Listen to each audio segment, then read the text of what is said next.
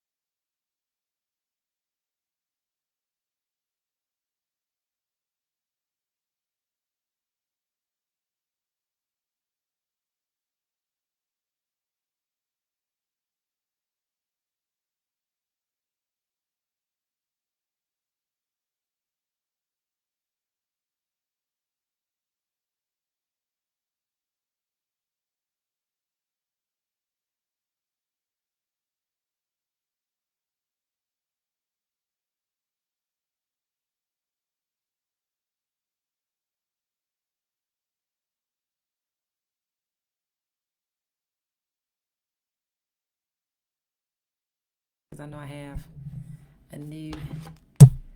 This Facebook, I'm telling you, they always changing something and it just. All right. Okay, great. Well, hey, y'all. Okay, no sound. Thank you, Zandra. How about now? Can you hear the sound? Can you hear me now? Can you hear me now? Let's see.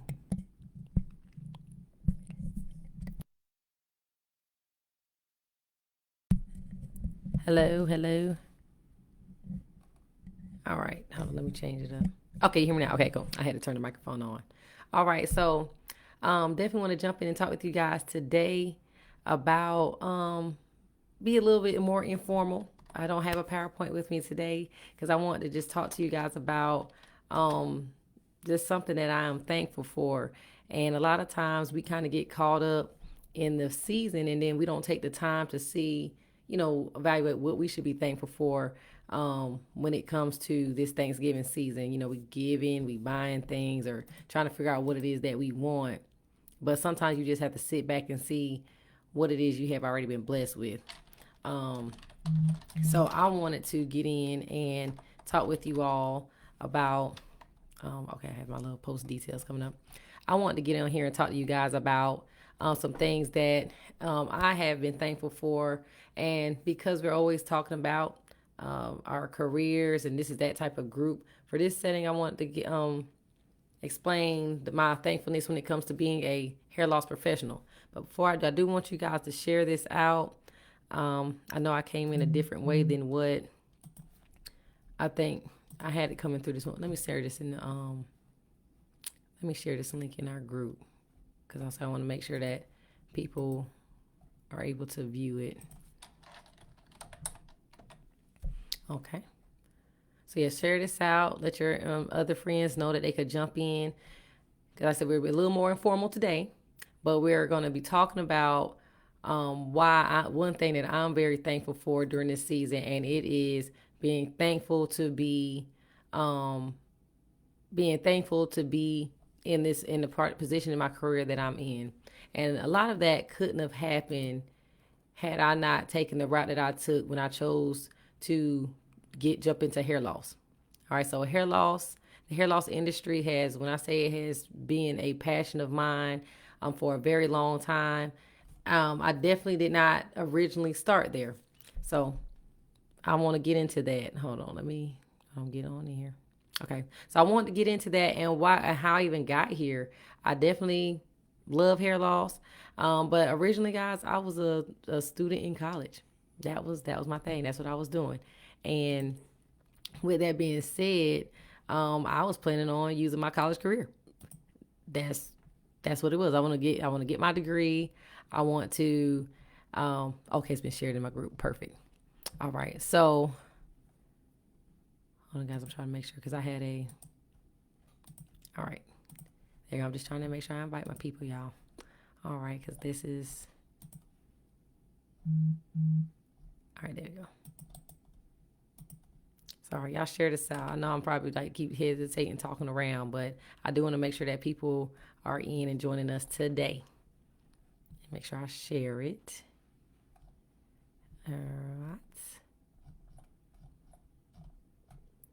Cool. All right. Facebook, y'all, they just be changing up all the time. And I mean, I appreciate them and all, but they be doing the most sometimes. They be doing the most. Okay. I've already invited all those individuals. Cool. Alrighty. So I'm back. Okay. I have my attention again. But all right. So like I said, um, originally when I got into cosmetology, I was a high school student. Okay. High school student. I started cosmetology in 11th grade as a cosmetology student. So when I was in school, I always like to take things to another level. So I was very smart. I was kind of one of those students who I was smart in a lot of things, but I was needing to narrow it down. And I don't like to start something that I'm not going to finish. So I was in cosmetology school really just to kind of have fun. To be honest, guys, I had no idea about hair. I was a salon kid. All right, salon kid. Went to the hairdresser every 2 weeks, me and my mom, as long as I knew. So I wasn't even allowed to, that's on my eyeliner on my eye.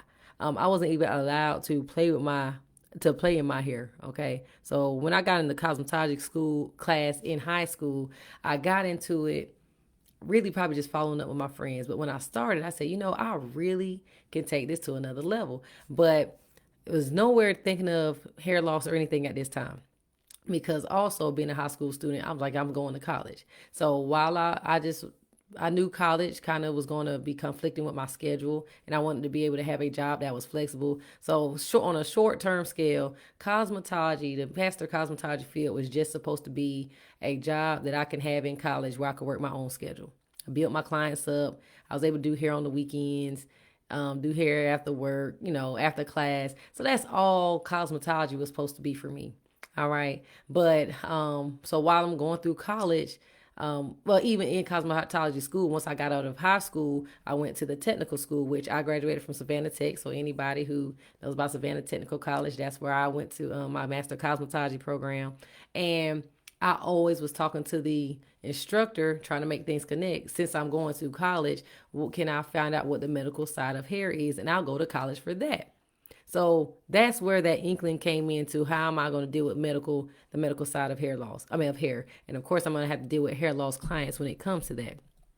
So once I found out all they could recommend at the time was dermatology, I'm like, okay, I'm going to have to go to college, do pre-med. But guys, I honestly didn't want to go to med school. All right. But I was my biology major, being pre-med student. Then I started about 2 years into college, I found out, hey, there's a field of trichology. And I knew there was a field of trichology, but I didn't know you could be a trichologist.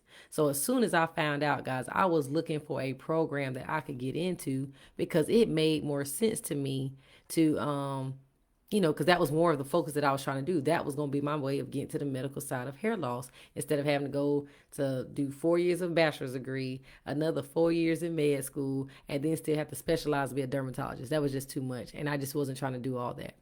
Long story short, my college plans, I did finish and get my bachelor's. I ended up switching because I found out that trichology dealt a lot with nutrition. So I became a kinesiology major, which deals with dietitian and things like that. But even still, I'm like, I'm going to get my master's so I could be a dietitian that's working with, maybe write a book about hair loss recipes. I don't know. It just got crazy. And I honestly got shut down. And I wanted to come on here, guys, because I know a lot of you may be feeling discouraged about your career path. And, we compare people and we see people in our timeline. I want to be 100% transparent with you guys so you guys know that if you just stick to what your passion is, your dreams are going to flow. All right. So, and I said, y'all could definitely comment back if you aid me in corner or whatever you need to do. So I get through these 4 years of school. Anybody who's went to college know that is not an easy task, especially when you're a science major. Okay. Got on through.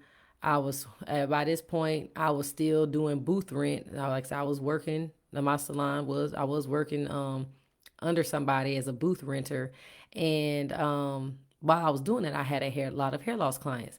So I'm doing my typical crocheting them up, sewing them up, braiding them up, whatever the case may be.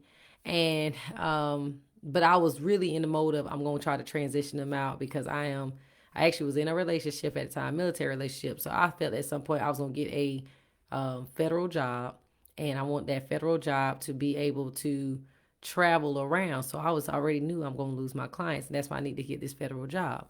Well, got an internship, guys. The job told me like, hey, we're gonna hire you. I waited a year for them to hire me. Budget got cut. They told me to wait again. They gave me a physical. Still didn't get a start date. They said if you don't get a start date, don't take it seriously. But come on, I got a physical and all that stuff. Like, well, other people was telling me if they don't give you a start date, don't take it seriously. But the boss themselves kept telling me, hey, you're good, you're in. Okay. Got denied again. So that immediately, put me in a down space like, okay, my full time job right now is doing hair. I'm going to have to stick to doing hair because I can't get this job that I've been, working for free doing and everything. So at the time, had already had my clients in my seat, already knew what was going on with my clients, but knew that I wasn't helping them to their maximum capacity. So I started getting on my research game because the last thing I was going to do is allow depression to set in. And, sometimes you just got to pick yourself up. And I was like, I have a natural skill here. I have additional understanding of where this hair loss is really coming from. And I know I need to get some extra certification so I can help my clients. Well, bam, that's when non-surgical hair replacement came in. I graduated college. I was getting my non-surgical hair replacement certification like that next year and found out about insurance. Okay. Before I got on with non-surgical hair replacement, I had looked into it because I just wanted to take whatever I was doing to the next level because I've spent all this time investing in myself. So I would tell people, don't feel like just because you went to college, it was a waste of time.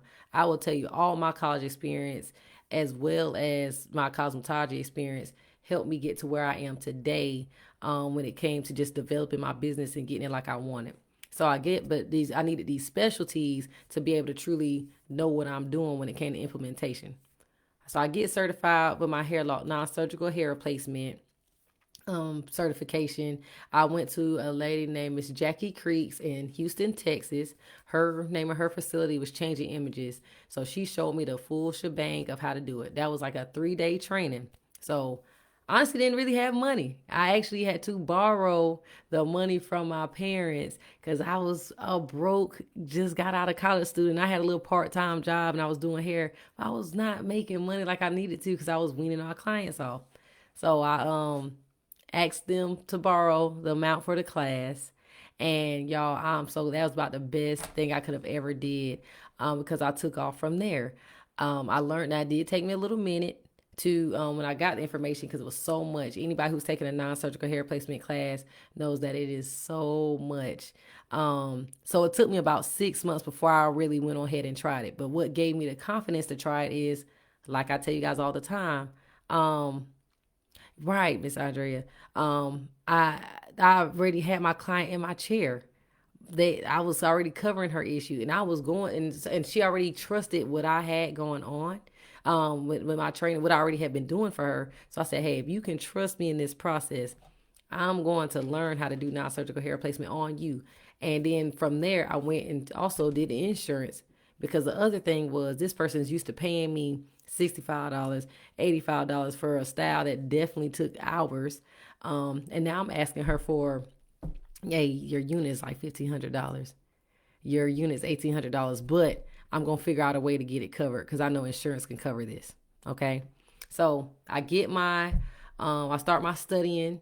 I do go to hair shows a lot. I got some tips from the hair shows, but a lot of it, that troubleshooting, people don't teach you that.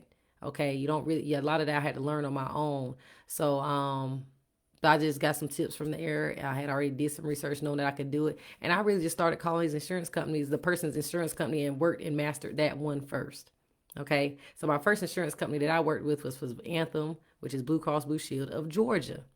All right.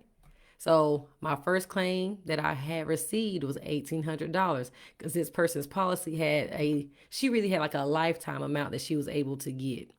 So I'll tell you about the first time I think we got half of that, maybe 800 or something. And then we got the remaining the second time. All right. And this person, even after her lifetime amount was gone, she still continued to come to me. And that's when I learned how to do payment plans and things like that. So don't be discouraged, okay? So after trying to get this non-surgical hair replacement thing going, I had opened up my own. By this point, I already knew I'm about to get my own salon because I need a private clinic to work with my clients. So I owned a suite. I opened up a suite at Solar Salons. Got my business incorporated. Got liability insurance. Got my salon license. Guys, you have to establish your business correctly when you're trying to take yourself to another level, okay? And so you want to be in a nice, stable place because when you're dealing with insurance companies, they're putting your address on these directories. Okay, the directory will show this person is a provider in this area. When I got on with TRICARE, with VA, everything that I could get on with to help my clients be able to afford services that I'm offering that I know that they need, I needed to make sure I was in a legitimate space. All right. So you can do this. And I'm just telling y'all my story because this did not happen overnight. All right. So got established. When I got established, I still didn't trust myself completely. So I still got me a professional job that my college degree can get. Definitely was not paying me what I was making at Healthy Hair Solutions Corp.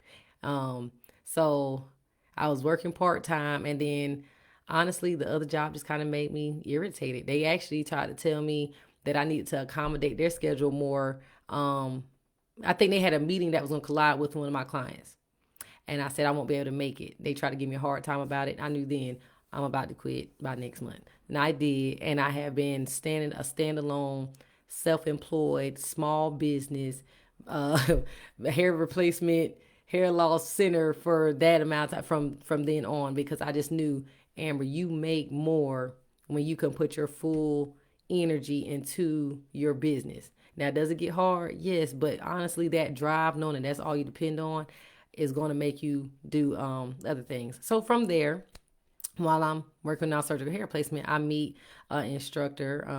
Her name is Barina Johnson, and she was teaching hair loss practitioner courses here in Augusta, Georgia. So that was also at the time, about a 3-day program, I think. I think now it's about 6 weeks. But either way, I got certified through that. And from there, at the time, it was like you would do those 3 days, but you could do mentorship. So I got into her mentorship program, and guys, I just continued to take off from there. And mentorship is very important because sometimes you need that person outside to look in on you and be able to point out things that you can't always see in yourself. Okay. I definitely knew I was solid with my hair replacement. I was solid with that insurance for my area. But she was like, hey, well, why aren't you teaching classes for that? Why aren't you offering services to help other people with that? And that's kind of how I started. Before I started doing classes, I was doing the services for individuals. And then the classes came. Well, I started doing non-surgical hair replacement classes first. And then I started doing the insurance classes. Then I'm able to help people nationally with insurance classes. So once you get your skill, guys, you guys can do this. And then I was able to fund my dreams because I'm adding these premium services to my list. So not only am I doing non-surgical hair replacement, now I'm doing hair restoration plans. And these plans and these consultations for any of these services, guys, you're starting at $150 and going on up. All right. And people will pay.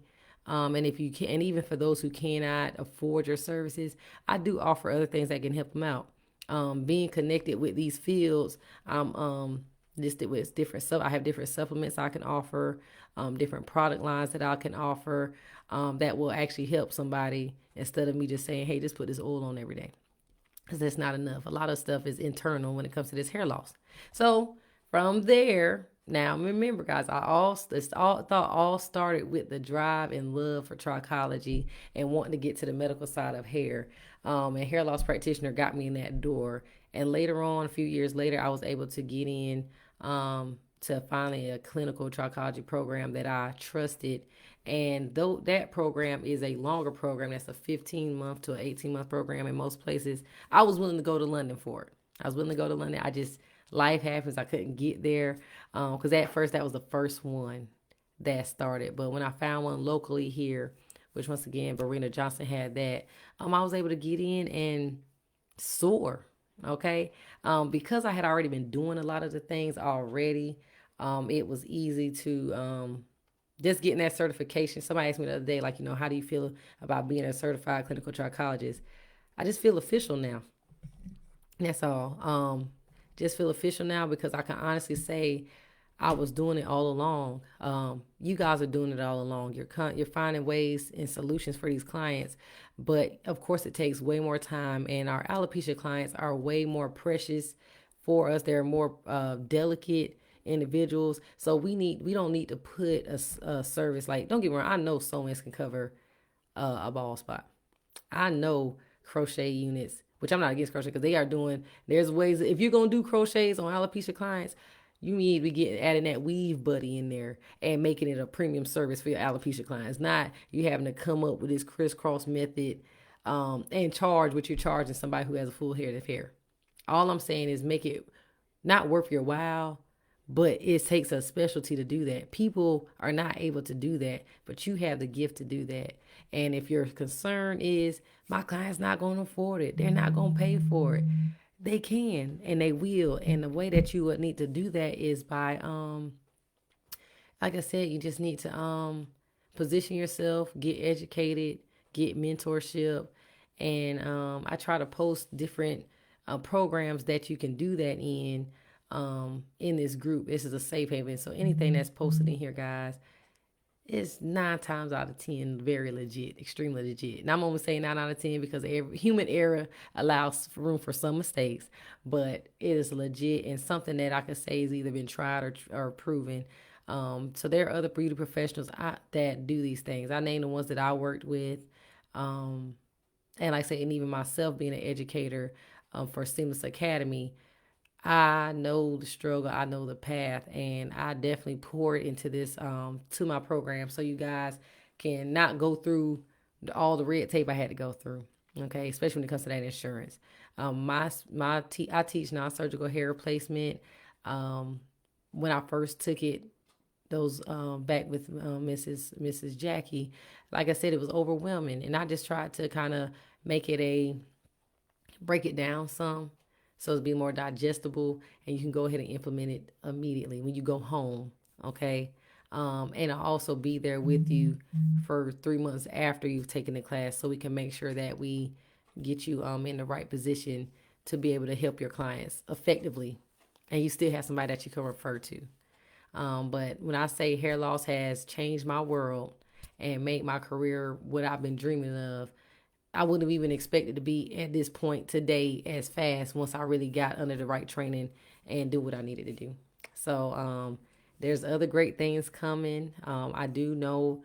I guess I can announce to you guys because I'm more private with you guys. I even have a bigger building that I'm expanding to.